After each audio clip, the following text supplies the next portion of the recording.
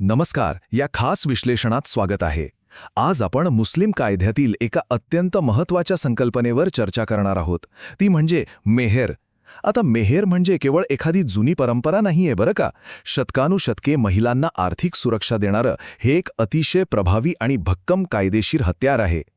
आज आपण या अधिकाराची नेमकी रचना कशी असते आणि त्याची कायदेशीर ताकद किती मोठी आहे हे अगदी सोप्या भाषेत समजून घेणार आहोत. तर आजच्या या विश्लेषणाची रूपरेषा अगदी सोपी आहे. आपण सुरुवात करूया ती म्हणजे मेहेर नक्की काय आहे इथून. त्यानंतर आपण त्याचे वर्गीकरण पाहू. मग मेहेर माफ करण्याचे कायदेशीर नियम काय आहेत ते समजून घेऊ. पुढे जर मेहेर दिला गेला नाही तर कायद्याने कोणते उपाय दिले आहेत ते पाहू. आणि शेवटी खर्ची ए पानदान या एका विशेष भत्त्याबद्दल जाणून घेऊया. चला तर मग वेळ न घालवता पहिल्या भागाकडे वळूया. मेहर म्हणजे नेमकं काय? प्रसिद्ध कायदेतज्ञ मुल्ला यांनी याची अगदी अचूक कायदेशीर व्याख्या केली आहे. त्यांच्या मते मेहर म्हणजे पैशांची किंवा इतर कोणत्याही मालमत्तेची अशी रक्कम जी विवाहाच्या मोबदल्यात पतीकडून मिळण्याचा पत्नीला पूर्ण कायदेशीर अधिकार असतो. अगदी सोप्या शब्दांत सांगायचं तर हा तिचा हक्क आहे. आणि यात के.पी. सक्सेना यांचा दृष्टिकोनही खूप महत्त्वाचा आहे. ते म्हणतात की विवाह करारानंतर पत्नीने स्वतःला समर्पित केल्याबद्दल तिच्या सन्मानाचं प्रतीक म्हणून ही रक्कम दिली जाते. म्हणजे यात आर्थिक सुरक्षेसोबतच सन्मानही जोडलेला आहे. आता आपण दुसऱ्या भागाकडे येऊया. मेहरचे वर्गीकरण नक्की कसे केले जाते? कायदा मेहेरची रचना किती अचूकपणे करतो हे पाहणं खरोखरच रंजक आहे. ही पूर्ण रचना प्रामुख्याने दोन मुख्य अटींवर उभी आहे. पहिली अट म्हणजे रक्कम, म्हणजेच दिली जाणारी आर्थिक रक्कम कशी ठरते. आणि दुसरी अट म्हणजे वेळ, ती रक्कम नेमकी कोणत्या वेळी देणं बंधनकारक आहे. आता रकमेचा विचार केला तर यात दोन प्रकार आहेत: निश्चित मेहर आणि योग्य मेहर.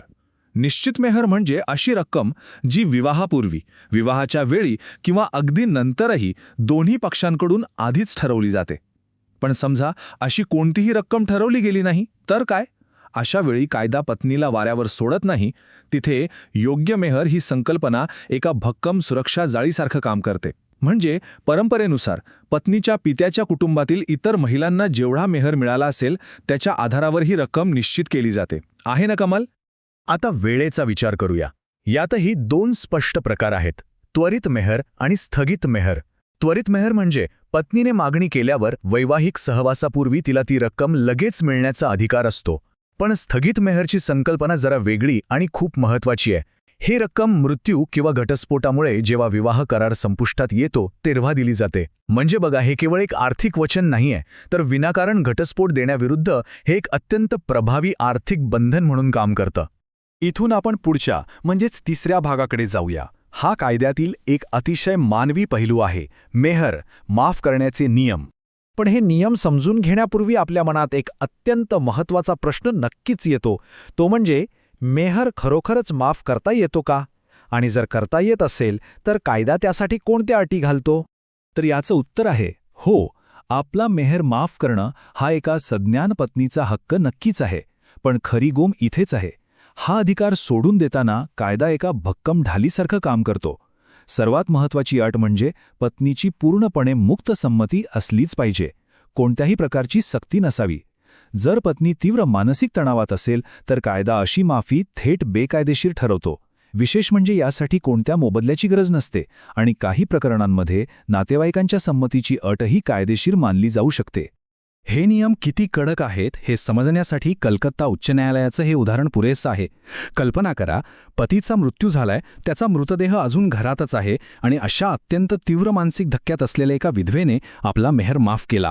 अशावेळी न्यायालयाने अगदी स्पष्ट केलं की अशा अत्यंत दुःखाच्या प्रसंगी मुक्त संमती असूच शकत नाही आणि त्यामुळे तिने दिलेली ती मेहर माफी पूर्णपणे अवैध म्हणजेच बेकायदेशीर ठरवली गेली.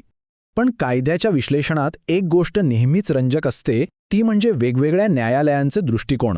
समजा एखादी मुलगी वयात आली आहे पण तिचं वय 18 वर्षांपेक्षा कमी आहे, तर ती मेहर माफ करू शकते का? अलाहाबाद उच्च न्यायालय म्हणतं की हो, ती करू शकते. पण दुसरीकडे मद्रास आणि पाटणा उच्च न्यायालय भारतीय बहुमत कायद्याचा आधार घेतात आणि 18 वर्षांखालील मुलीने मेहर माफ करण्यास थेट नकार देतात. हा कायदेशीर मतभेद खरोखरच विचार करायला लावणारा आहे. आता आपण चौथ्या भागाकडे वळूया. जर मेहर दिला गेला नाही तर पत्नीकडे कोणते कायदेशीर अधिकार असतात? जर पतीकडून मेहेर दिला गेला नाही तर कायदा पत्नीला नुसते पर्याय देत नाही, तर 3 अतिशय भक्कम कायदेशीर हत्यारे देतो.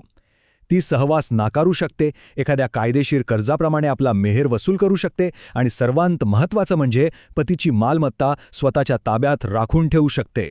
आता यातला पहिला उपाय बघूया. सहवास नाकारल्याच्या या अधिकारात एक मोठी कायदेशीर मेख दडलेली आहे. विवाहाच्या अगदी सुरुवातीला पत्नी हा अधिकार पूर्णपणे वापरू शकते, पण एकदा का वैवाहिक संबंध प्रस्थापित झाले की हा अधिकार आपोआप बदलतो आणि संपुष्टात येतो. कायद्याची ही गुंतागुंत समजून घेणं इथे खूप गरजेचं ठरतं. दुसरा उपाय म्हणजे कर्ज. मेहर हे केवळ तोंडी दिलेलं वचन नाही, तर त्याला कायद्याने एका अधिकृत कर्जाचा दर्जा दिला आहे. म्हणजे पतीच्या मृत्यूनंतर विधवा पत्नी केवळ दयेची याचना करत बसत नाही, तर ती इतर कायदेशीर धनकोंच्या म्हणजे क्रेडिटर्सच्या रांगेत अगदी ताकदीने उभी राहते. त्याच्या मालमत्तेतून आपला हक्क मिळवण्याचा तिला पूर्ण कायदेशीर अधिकार असतो. आणि तिसरा उपाय तर अत्यंत प्रबळ आहे. जर मृतपतीची मालमत्ता आधीच विधवेच्या ताब्यात असेल तर जोपर्यंत वारसांकडून तिच्या मेहरचं हे कर्ज फेडलं जात नाही, तोपर्यंत ती शब्दशः ती मालमत्ता स्वतःच्या ताब्यात राखून ठेवू शकते. अर्थात इथे एक गोष्ट लक्षात ठेवली पाहिजे की पतीचे वारस फक्त त्यांच्या स्वतःच्या वाट्याला आलेल्या मालमत्तेच्या प्रमाणातच ह्या कर्जाला जबाबदार असतात. आता आपण आपल्या शेवटच्या म्हणजे 5व्या भागाकडे येऊया. हा एक अतिशय रंजक आणि स्वतंत्र आर्थिक अधिकार आहे. खर्चीये पानदान भत्ता. खर्चीये पानदान ऐकायला किती पारंपरिक वाटतं ना. याचा शब्दशः अर्थ पानाच्या डब्यासाठीचा खर्च असा होतो. पण या साध्या वाटणाऱ्या नावावर अजिबात जाऊ नका. कायदेशीरदृष्ट्या पाहिलं तर हे पत्नीला पूर्ण आर्थिक स्वायत्तता देणारं एक अत्यंत शक्तिशाली साधन आहे. हा तिचा वैयक्तिक भत्ता असतो, ज्यावर पतीचं अजिबात नियंत्रण चालत नाही. तिथे पैसे तिच्या मर्जीनुसार खर्च करू शकते. आणि यातली सर्वात थक्क करणारी कायदेशीर तरतूद आता आपण पाहणार आहोत. जर समजा विवाह करणारे दोन्ही पक्ष अल्पवयीन असतील आणि हा भत्त्याचा करार त्यांच्या पालकांनी केला असेल, तरीही पत्नी जेव्हा सज्ञान होते तेव्हा लाभार्थी म्हणून हा भत्ता मिळवण्यासाठी ती थेट स्वतःच्या सासऱ्याला न्यायालयात खेचू शकते. हा विवाह करार कायदेशीरदृष्ट्या किती अभेद्य असतो याचं हे एक उत्तम उदाहरण आहे. तर आजच्या या विश्लेषणातून आपण काय पाहिलं? एक साधा वाटणारा विवाह करार एका भक्कम कायदेशीर ढालीत कसा बदलतो हे आपण समजून घेतलं.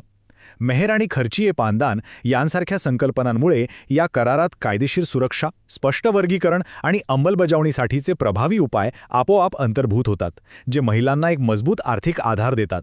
सरतेशेवटी एक अत्यंत महत्त्वाचा प्रश्न विचार करूनच आपण थांबूया.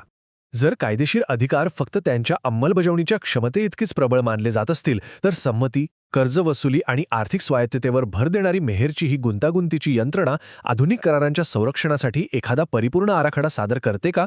की यातील बऱ्याच महत्त्वाच्या गोष्टी आजही वेगवेगळ्या न्यायालयांच्या अन्वयार्थावरच सोडून दिल्या जातात? यावर नक्की विचार करा.